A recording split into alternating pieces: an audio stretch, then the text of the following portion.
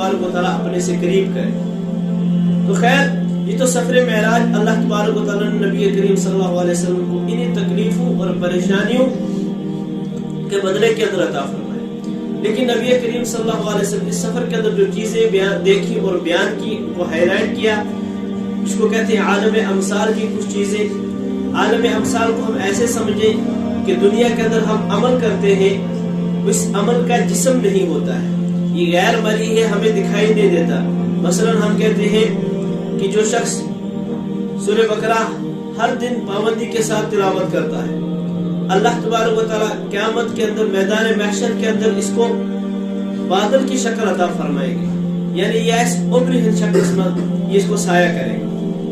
तो ये दुनिया के अंदर तिलावत ये बज़ाहिर शक्ल के अंदर नहीं है, लेकिन आखिर के अंदर अल्लाह तबारक व तआला ने इसी को बादल की शक्ल दे दी। हम कहते हैं हदीस पाक के मुताबिक कि जो शख्स फजर की नमाज पाबंदी के साथ पढ़ेगा, हमेशा अपनी जिंदगी के अंदर अल्लाह तबारक व तआला कब्र के अंदर ये एक खूबसूरत नौजवान की शक्ल के अंदर इसके सामने आएगा। तो ये जो एक नौजवान शक्ल के अंदर इसकी फजर की नमाज आएगी, इसको कहते हैं आलम अमसाल, यानी ये उस मिसाल के अंदर हमारे सामने पेश की जाएगी।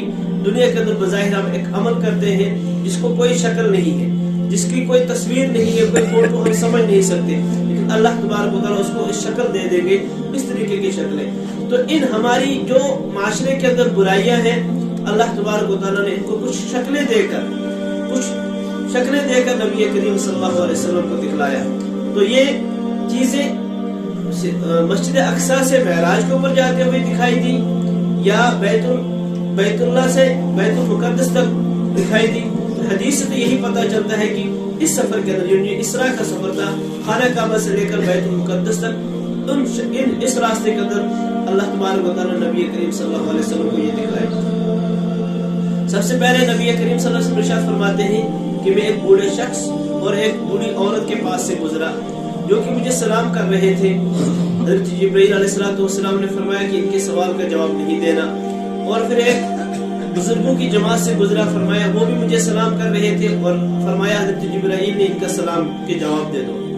तो मैंने कहा कि जिनके सलाम के जवाब से मना किया था वो कौन है, जिनके सलाम का आपने हुक्म दिया ये कौन है? हज़रत जिब्रील अलैहिस्सलाम ने फरमाया कि जिनसे मना किया वो बूढ़ी औरत दुनिया थी, और वो बूढ़ा शख्स शैतान था। और ये बूढ़ी इसलिए दुनिया दिखाई दी आपको कि जब इंसान बूढ़ा हो जाता है उसकी जिंदगी कम रह जाती है, दुनिया जो है बहुत कम है, ये खत्म होने वाली है, इसलिए अब दुनिया बुढ़ापे के अंदर पहुंच गई है। और जो बूढ़ा शख्स वो शैतान था, ये दोनों आपको अपनी तरफ मुतवज्जे करना चाहते थे, इसलिए मैंने कहा कि इनका जवाब मत दें। और वो जो बुजुर्गों की जमात थी, फरमाया कि वो हजरत इब्राहिम अलैहिस्सलाम, हजरत मूसा, हजरत ईसा अलैहिस्सलाम। आगे फरमाते हैं नबी करीम सल्लल्लाहु अलैहि वसल्लम कि मुझे एक ऐसी जमात दिखलाई गई कि जो एक ही दिन के अंदर बीज बोती थी, उनकी खेती सरसब्ज हो जाती थी, हरी हो जाती थी, और फिर उसको काट लेते थे। जिब्राइल, ये कौन सी मिसाल है, ये कौन सी जमात है?